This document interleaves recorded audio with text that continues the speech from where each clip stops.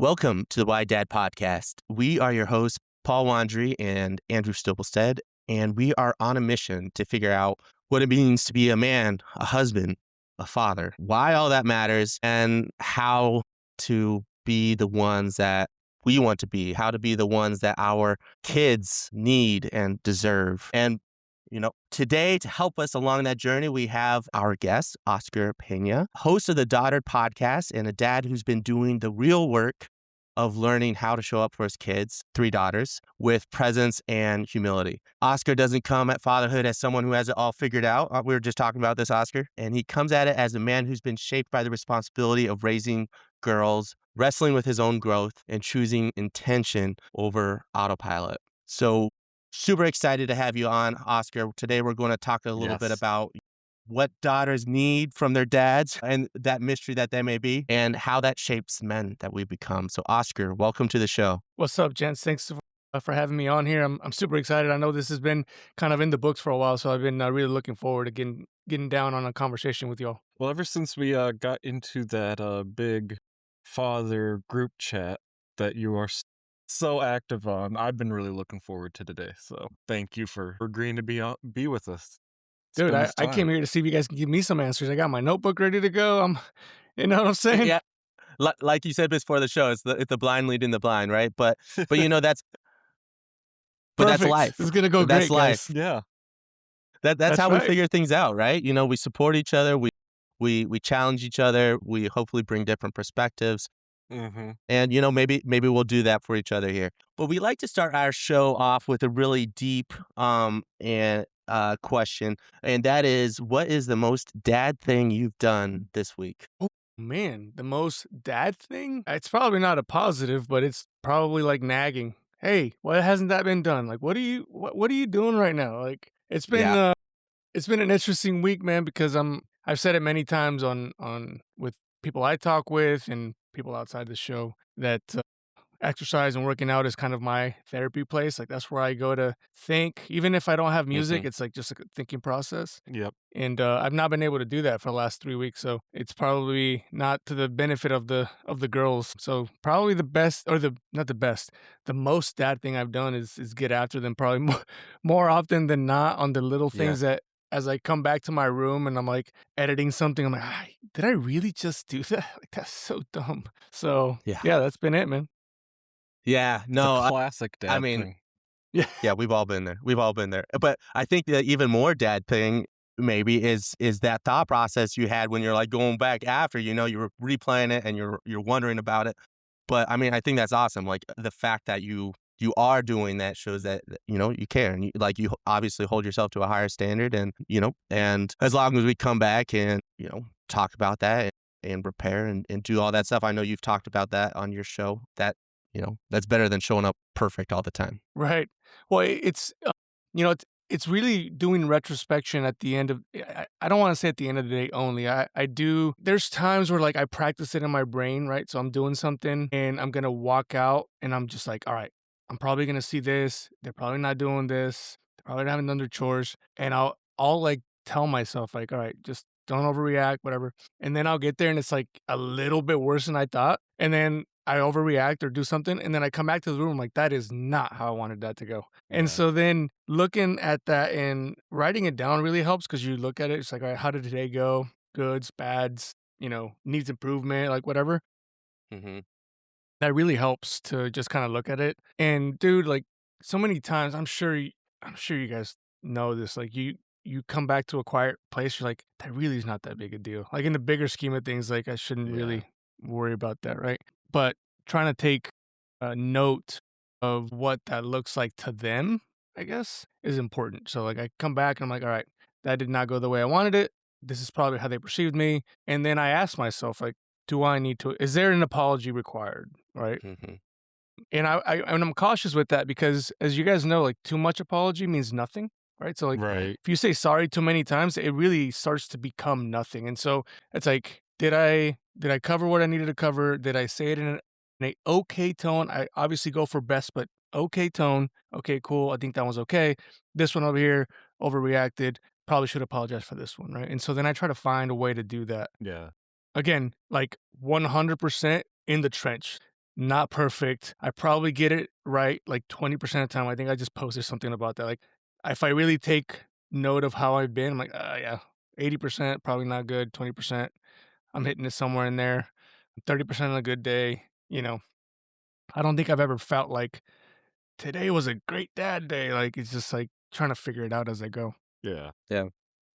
Yeah, I think anybody who, says that, they had a perfect day as a dad, Yeah. um, is either full of shit or, isn't doing enough. Or just kidding themselves, right? Like, Yeah, there's that yeah, whole process, that thought process of like, just be positive. Like, yeah, I'm with it, but don't be completely unrealistic, right? right.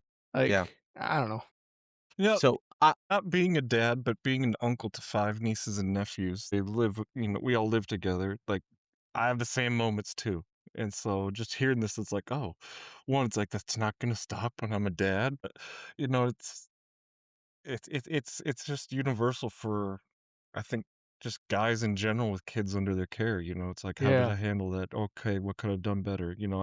I have the same exact thought processes too throughout the day. Yeah. And I love what you said about, too many sorries and discerning between like when it's appropriate to say sorry and not. And I'll add one little caveat to that. I think it's too many sorries without action or without change. Like, Yes. and that's kind of like the risk of doing too many sorries. Then it just becomes lip service. But yeah, it's like, but also part of that, apology process, if it's not just like, I'm speaking for my own self here, but like if I go to Evie, I'm like, hey, I'm sorry. Like if I just say I'm sorry, like, okay, that means nothing. But it's like, I'm sorry, I shouldn't have raised my voice at you. This boundary still exists.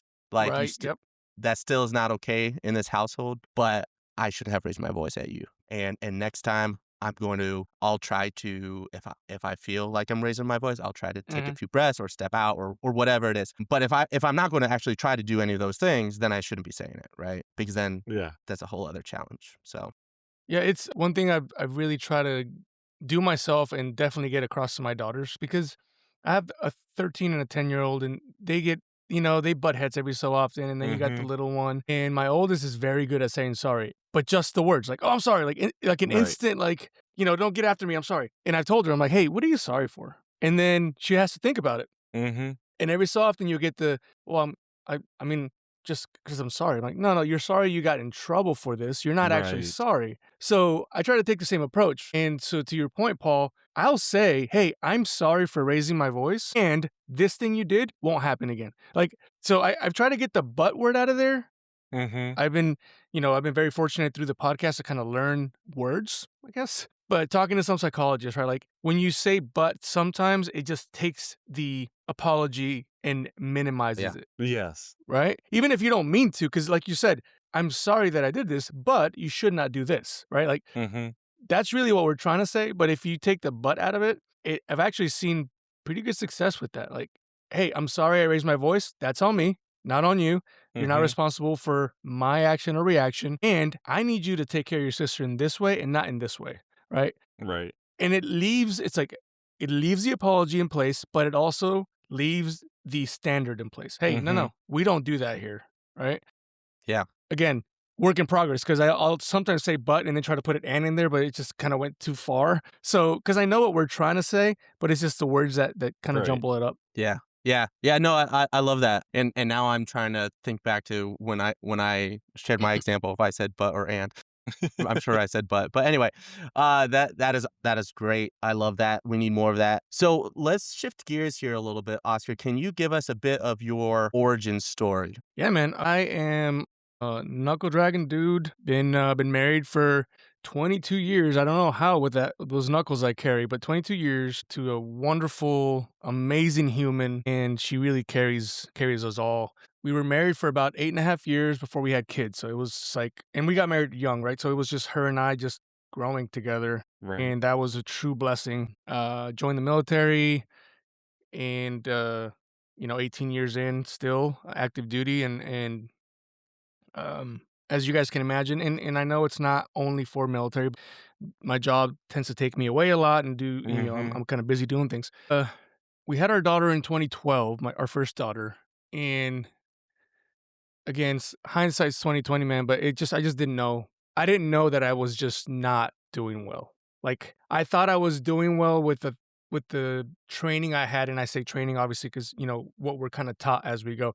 I was just talking to Right. a psychologist about this. Like, if you're gonna be a lawyer, you go to lawyer school. If you're gonna be a doctor, you go to doctor school. You have all these schools for these specific high level jobs, Right. and then there's no parent school. There's nowhere that you're like, hey, you should probably go do this 2 years before you go be a parent. Like, I think Andrew's probably getting a good like internship, right? I Like you just said. absolutely, yeah. And I mean, I didn't get that, dude. Like, I just grew up with my cousins and my little brothers and my sister, and that's kind of the training I got. So I thought I was providing, I mean, I thought I was doing well. I was providing a roof over our heads. We had food on our table. I was just doing my job, right? And I was changing diapers, and then I just started to like realize like I get frustrated really easily with her. And again, I was talking to Paul from Great Dads Talks, and I was like, looking back, like how mad can you be at a 6 month old?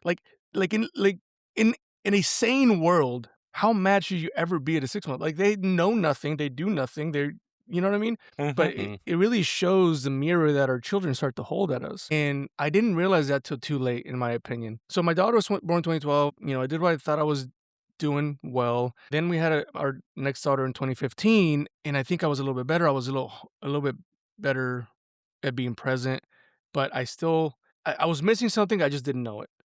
It wasn't until COVID 2020 where my youngest daughter was born, and now we're all forced to be home, right?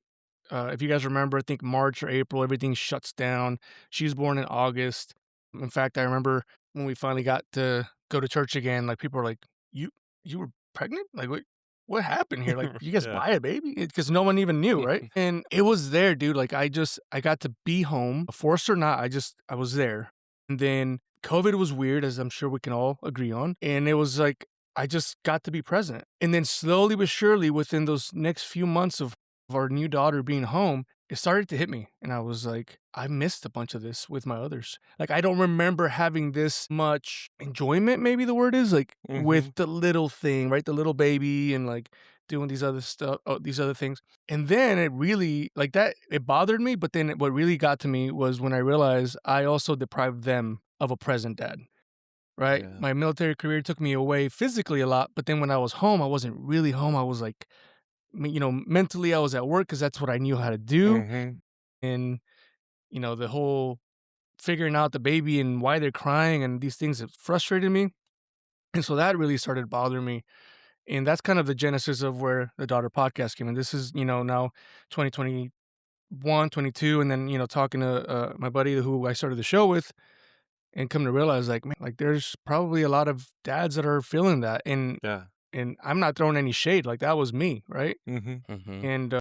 And so that's how that started. But then as I started to talk to people and really come to light of all the things I should have done earlier and kind of the mentality I should have had and all these different things, and again, we can say should have, would have, could have all day. Yeah. I also realized that by doing that, I also missed presence with my wife. And Yeah. dude, like, they just made a human, right? Like, my Right. wife just made a human. So inevitably, she's going to change. And how much of my presence did I not give her? Mhm. Right? Especially the first one, because we're both trying to figure it out. Like, Right. they give you the baby out of the hospital. They make sure your car seat's good, but that's about it. They're like, all right, have a good day. Like, good luck with life. Yeah. So that's what it is, man. I just I got to a point where I realized that I wasn't learning fast enough. I definitely didn't do what I needed to do. I could have been way better. And at one point, in one of the social media sites, a good friend of mine now, like, he posted there, "Hey, is there anywhere where dads of daughters can talk about some of these things?" I was like, "Dude, I've been talking about this forever." And Mhm. long and behold, April of 20, the daughter podcast kicked off, and that's what got me to you guys. So Yeah. I've been able Hell to yeah. have a blessing of like talking to everybody and learning and Yeah. getting perspectives, and then this last season bringing in you know parent psychologists, child psychologists, things that will start to affirm both the things that I've done wrong and why I should fix them, Right. and also the things I've done right unknowingly that were psychologically or scientifically based, right? And Mhm. so that's been really cool to kind of get a full circle view of as a dad. Yeah. Yeah, that's awesome. So, you talked about how with COVID, you were kind of forced to be home more, and then that kind of forced you to face your presence or lack thereof. Is that something that you feel like if you hadn't had that time at home, that, things just would have kept on going on the way that same old way? I want to believe I would have gotten a little bit better with my third anyway, right? Because I feel like I got a little bit better with my second. But in all honesty, I don't think that would have happened because I had nowhere to go, Yeah. right? And I'm talking about work. So, in my line of work in the military, you as a supervisor, as a superintendent, like as you get higher in the ranks, your people kind of become everything, right? They kind of become everything that you do because they expect me to pour into them, right? It's not Right. like that's something where to my knowledge we differ from the civilian sector where it's like you may have a supervisor but they might see you here and there to do your reports or whatever. Like we are on a day-to-day basis. I'm required to mentor. I'm required to do these things. So what I'm saying is we dive deep into our work. Right. And And I think had COVID not been there, I think that would have been kind of the norm. Yeah. Like I'm diving into this and so I can easily escape to that. And I can tell you, right before COVID, problems with people at work, not with, but like just interpersonal problems there. Well, they'll just sit in your brain, and you're trying to figure out these equations of people, right? And it's so easy to then escape the home side and unintentionally take away the presence from your family because you're over here, Yeah. right? You're not trying to do that. It's just right. that's what tends to happen. Once Yeah. COVID happened, I mean, I still was dealing with our folks, but everybody's locked down. Like, where am I going? Where's my brain going, really? Yeah. Yeah. Right? And I'm trying to work, and my kid will come in because they don't understand what's going on either. So they're like, well, you say you're working, but you're home. So can you come play? Can you come do this? Hmm. Can you make me some food? And so slowly but surely, they kind of pulled me from that. And I feel like, again, COVID sucked in so many aspects. As a as a civilization, COVID was just nuts, Yeah. wild. Yeah. But if I could take anything, it's that it slowed us down Mhm. and it made me realize where my flaws were and where I needed to work. Yeah. Yeah. And I think that's something that so many men can relate with. Yes. And I mean, there's so much like about work, that like work is so much more quantified. Like, what's expected of you there, what you're supposed to do. But then you come home and you're like, there's so many variables that you don't know. Mhm. So I guess my question for you is what if somebody doesn't have a global pandemic to, force them to kind of like have this. Let's just hope that does not happen Right. again. Yeah, let's hope that's the case. What is what is something that they can do or that you would recommend to and this is kind of like the cart before the horse sort of thing, but like what are some things that can help men come to this realization without, sans pandemic? Yeah. Mhm. I think if you're a parent, if you've been a parent for more than I think a year, but let's just say 2 years because a child changes so much in 2 years. I mean, they go from this little blob of like unmovable crying thing to full-fledged falling out of things, grabbing things. I mean, they're completely different. I think if you're a parent of at least 2 years, I don't think we have to convince anybody at that point, unless they're completely unpresent. I don't think we can have to convince anybody that if you look over, you're like, what happened in the last 2 Yeah. years, right? Everybody told me that, brother. Like, everybody's like, oh man, it's gonna go by so fast. I've got a nearly 14-year-old girl, and I'm like, what happened? Yeah. Right? And I feel it more with her, I think, because of my lack of, experience, if you will, up front. Mhm. But even, my middle girl, like I look at her, I'm like, golly, like she's a gymnast, and I watch her do gymnast things. I'm like, who are you? Like, what is going on? Right? It's just wild, like how quickly it feels like time goes by. And so, what I would say, God willing, there is no more pandemics or craziness like that. Take time in your quiet time. Like, wake up in the morning, do your journaling if that's what you do your reading if that's what you do, Mhm. but also add in looking at pictures. Just look at the pictures, and you will quickly come to realize, like, it's flying. It's flying, and I'm not trying to say that it happens every time, but for me, if I feel like every time I do that, I'm like, gosh, I should have done this. I should have done that. Mhm. And I look at a picture and it brings a memory and I'm like, I should have been better. You and I, like, we both have been there, right? Like, you probably can look at a picture at a crappy time of your life where the picture didn't capture that, but you can look at it and be like, and you can just see so much in that picture. Right. And that's where I get to kind of reevaluate what I've done at that time. Mhm. And so look at those pictures, man, and just think, like, what was my state of mind at that moment? Was I present? Was I at work, mentally? Was Right. I or somewhere else, whatever. And you'll find a lot of times we're not. It's easy to get on autopilot, right? We go to work, we come home, we do the dinner, then we do the bedtime, and then we repeat the next day and then the Mhm. next day. And then we get into the autopilot thing where sometimes we're just like waiting for the weekend, but then the weekend becomes an autopilot because, people are tired and they're trying to rest. And I get feelings of anxiety now when I look at that because I'm like, nah, I don't want to do that. I don't want to be in that picture again. I want to do this better. And Right. it doesn't happen every time, man. I'm still human, but it's important to reflect on those things. And I think I'm horrible at pictures, by the way. My wife has given me a hard time for probably our entire marriage. Like, me taking pictures is not a thing, right? Because I'm usually trying to be in the moment, and then I realized that she took a picture. I'm like, thank you for doing that, because that brought me back to. Yep, that picture right there, that one picture out of 10, I was in the moment. I remember that very distinctly. Mhm. And the others, I don't remember it as well, probably because I was not really there. Yeah. Yeah. So I would say without a pandemic, look at pictures and then weirdly stare at the nose and mouth area and the eyes, but nose and mouth area of your child and your wife as they're talking. It's weird, but I've noticed that I'm able to catch a lot more. One, it keeps me focused, right? So Mhm. obviously, it goes without saying, put your phone down, get away from the distractions. But if they're talking, I try to do that. Like, I try to focus. I'm watching what they're saying, and you'll get like these weird facial expressions they can't help, and I can catch things like my oldest daughter be like, there's something bothering you when you said that. Let's talk. And it Yeah. really opens up conversation. And that's a practice that I've recently started, and it's been really, really cool to do Oh, yeah. to help me be present. But yeah, no, I definitely hope there's no more pandemic to Yeah. force us Yeah. to do No, that. you and us both, right?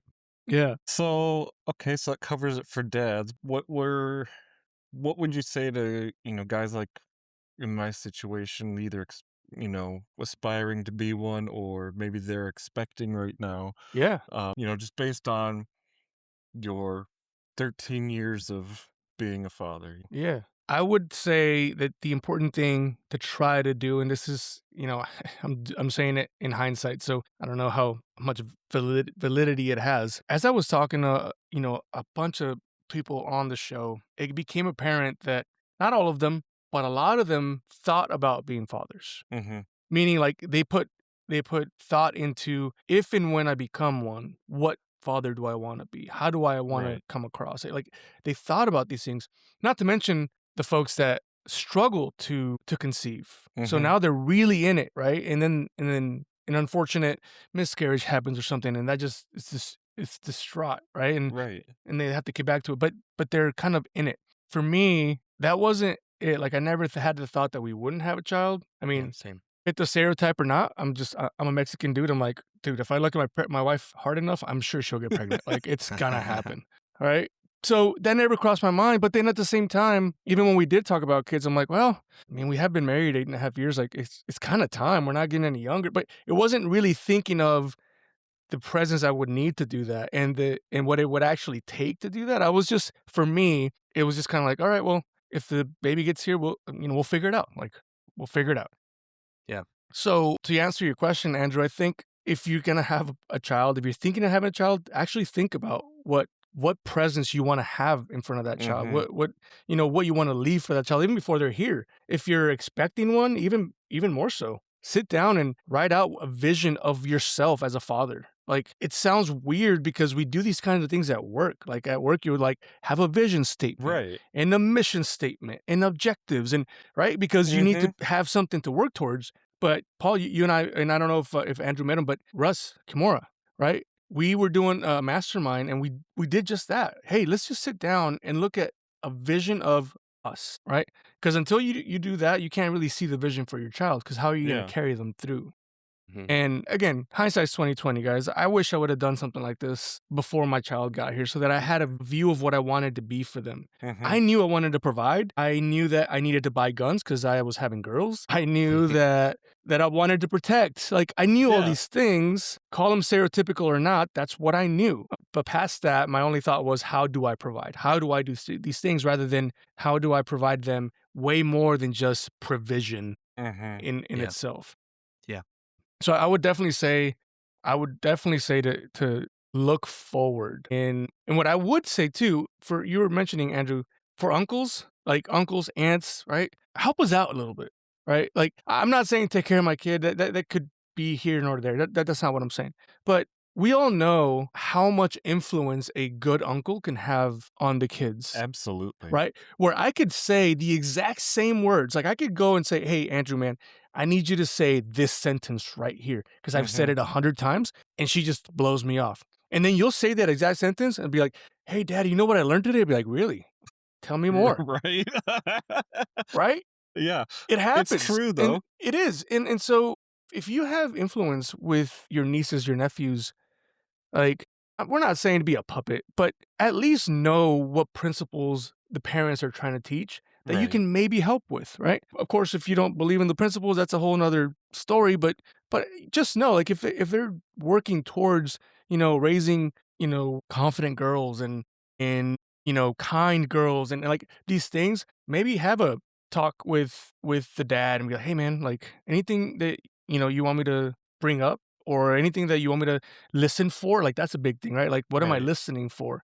Especially with girls, like, you would be amazed that if you give them enough talk time, they'll say a lot of things, and if we're not listening, we won't catch it. But sometimes they won't say things to me. Like, Mhm. they'll say things to even to my sister, and they don't see her very often. I mean, literally, she Yeah. lives in California, but the influence is there, Yeah. right? And you're an outsider, but you're a trusted outsider.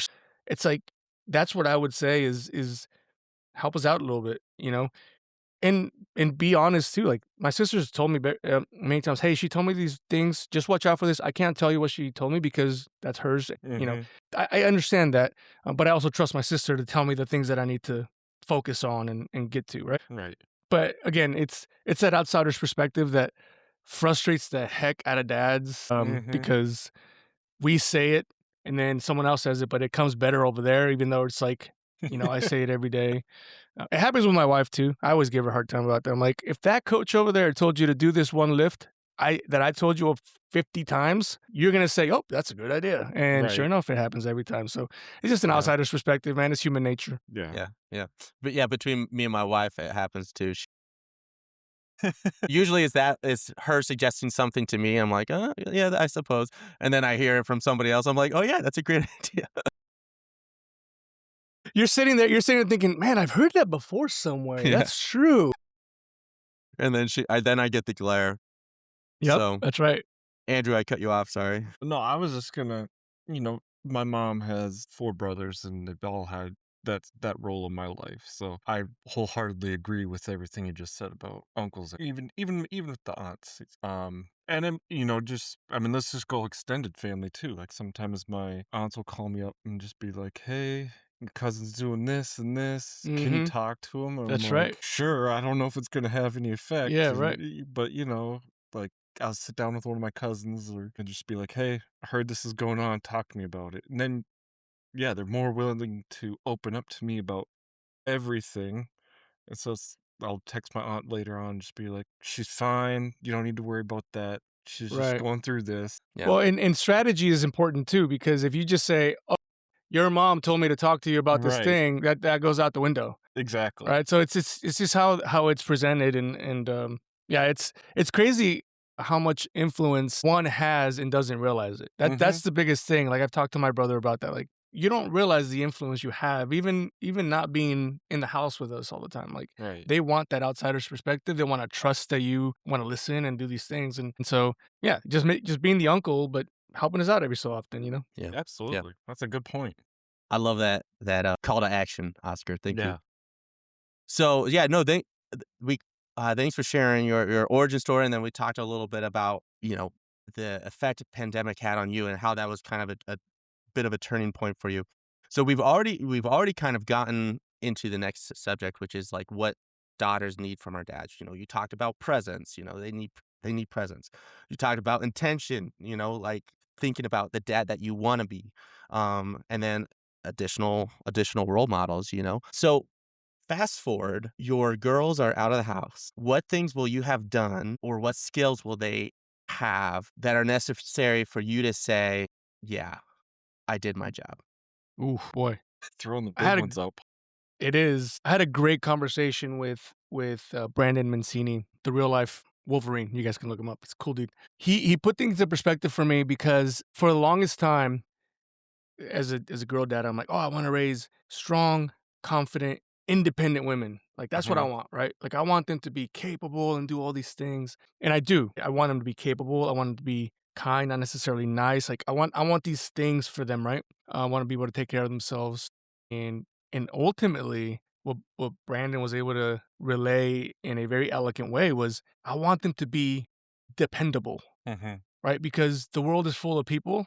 I hope for their sake that they find a good man that they can depend on, but also that they are dependable. And then if you take that type of relationship out of the way, I want it to be dependable so that people can depend on them as well. So, yeah, make me choke up here. If I think of the girls outside of the house and that's what I see, they're dependable, they're capable, right? Like they can change a tire if they need, they can do all the things that need to be done for themselves, then I think I've done a good job. And I think Mhm. if people can depend on them so that they can also depend on people, then we've done a good job. Because again, I mean, maybe so, but unless we go into a full apocalyptic time frame like Fallout or whatever, right? Right. Like, I think being a dependable human is important, but also being a capable human so that you're not dependent on Mhm. everyone, Yeah. but being able to discern between those that you can depend on and those that you cannot. And like those little things, I mean, I know I'm preaching to the choir, but I'm in my vision, I want them to be able to do that. I want them Right. to be Yep. discerning. I want them to have critical thinking, and I want them to be dependable. Whatever that means in their life, I think that would be important. Yeah. Yeah. No, I love that perspective. And, it kind of throws a nuance on okay, yeah. Like, I think there's a lot of revolting, so to speak, against like the girl needs to be protected, girl, like Mhm. only stays in the kitchen and all that. So like there's almost like an overcorrection to that, like, okay, go like do your own thing, do all those things, be independent. But being dependable seems kind of like more of a balanced reaction where it's like, okay, hey, yeah, like, yes, you are capable. You are like, I'm not going to overprotect you. But at the same time, you exist like within humanity. So Right. you need to be part of the community and you need to be able to help other people, and other people need to be able to help you. Like you need to be able to rely on other people and accept Yeah. their help. Mhm. Well, I think you hit on something too that we have a misconception on, at least early on as girl dads, like that overprotection. Because I felt it. I mean, the moment I held her, I was like, I've got to figure this thing out. Like I want a fence around her all the time, right? Right. The more and more that I, learn and watch them and realize like I'm not gonna be around forever, man. Like Mhm. that would be an extreme mistake to overprotect. And we see the product of this, right? I don't have to go and find that much data. Like we see the product of sheltered, overprotected kids who cannot Hmm. deal with the world, Right. right? The Yep. moment they get told no, the moment the job doesn't feel right, I mean, all these things they kind of break. And the more and more that I am able to think that through, I realize I need to show them how to be capable and be able to protect themselves. And it's not Mhm. just physically, but you're looking at mentally, emotionally, spiritually. Like, how do you do that, right? And for me, that looks like implementing those family core values that Right. they can take with them rather than just like the lesson, tying the lesson to the core value, right? Like, hey, Mhm. listen, in this family, we don't mistreat people. We're going to be kind. We're also not going to be nice and get ran over either. Like, we're going to be kind, not nice. Like, you have to know the difference. And so there's these dichotomies that I want them to know so that Mhm. they can protect themselves from all the things Mm-hmm. as much as humanly possible. But also on the dependable side, we can sit here and disagree with a bunch of people, but there is biological differences between men and women. And so Mm, if you claim to be an independent woman, you don't need anybody, and all of a sudden you need someone, well, now what? right. Right? And I don't want that for my daughters. I want them to be capable and able, and then also be dependable, so that Mm-hmm. they have that community around them that they need, whatever that looks like. Right. Whether it's a spouse, whether it's friends that can help with the things that they need. I don't want to leave them. I don't want to lie to them and just say like, oh, everything's gonna be great. You can, as long as you're independent and you're strong independent woman based on this criteria, you're gonna be fine. Like that's not. Mm-hmm. It's not easy out there. We know that, and it's not easy for girls either. So it's like, let's just give them the reality and then make them capable to meet that reality. Right. And like, so what would be another practical way that you're trying to teach your girls to be dependable and capable? Well, we start here, right? So, like, they don't get paid for chores. Chores are things that just need to get done, and Mm-hmm. they have some assigned to them that they need to take responsibility for, right?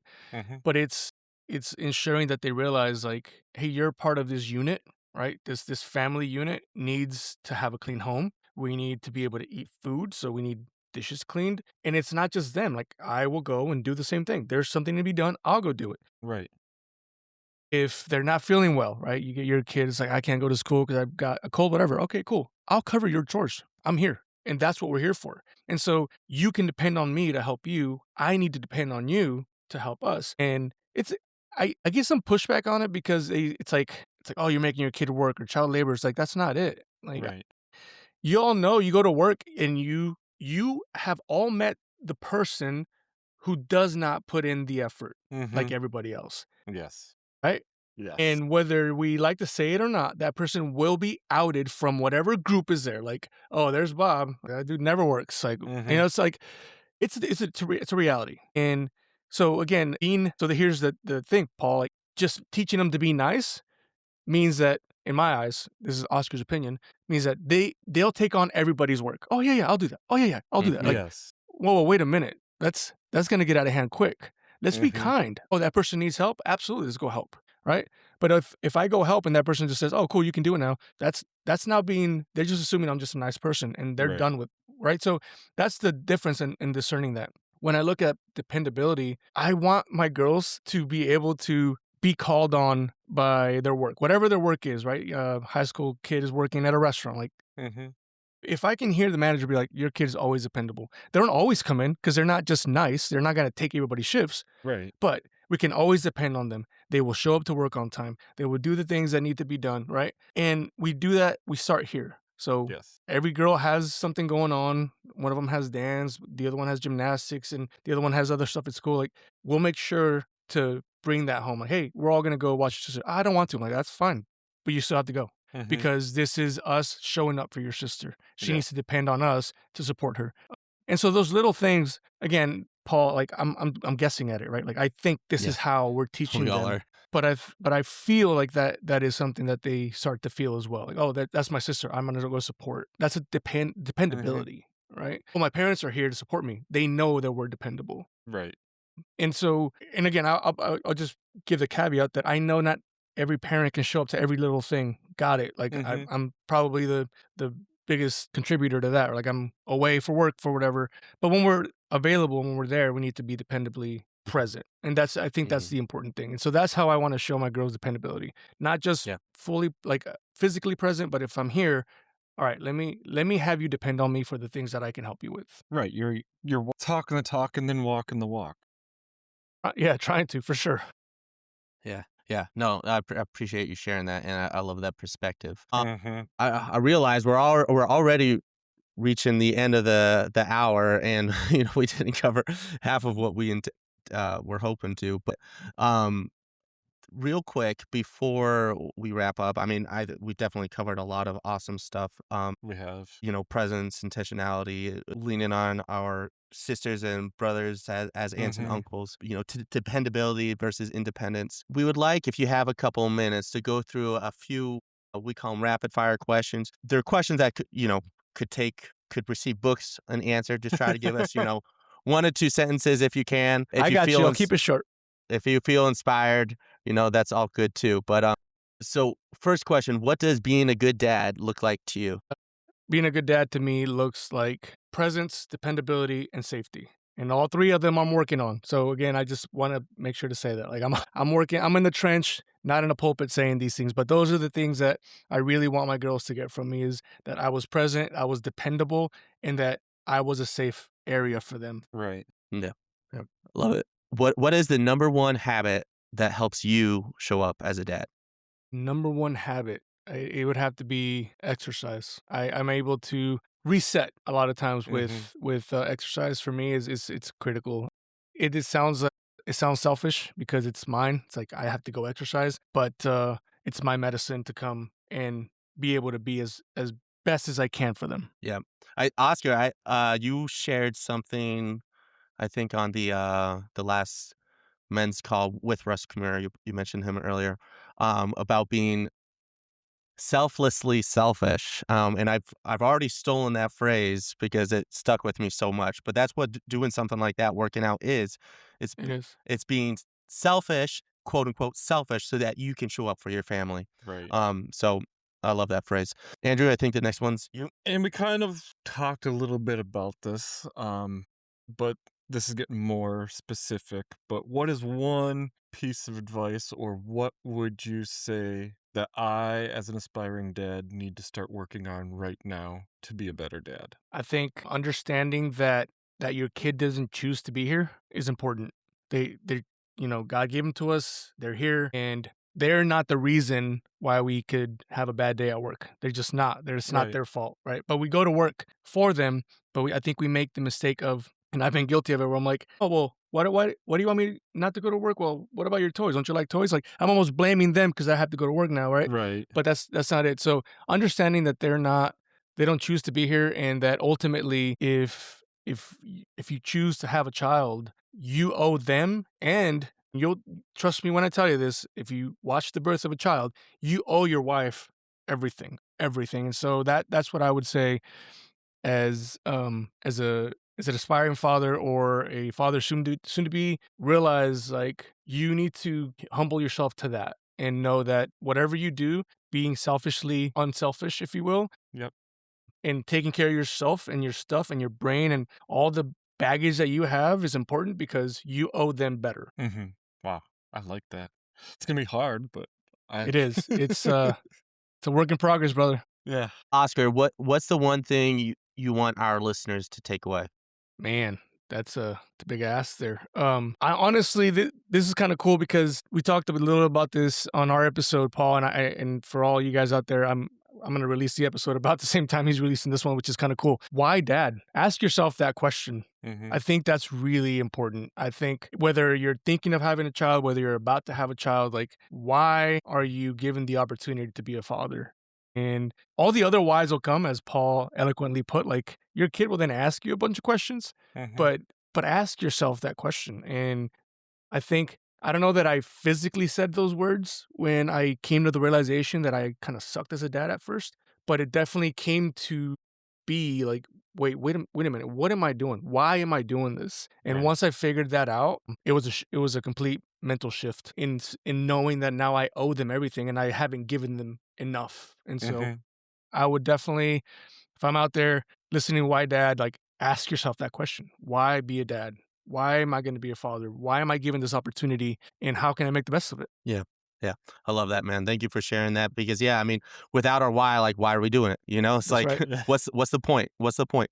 So, but yeah, Oscar, thank you so much for your time and for your Yes. sharing your story and your perspectives and there's several solid practical takeaways as well. Where can people find you? Man, I'm easy.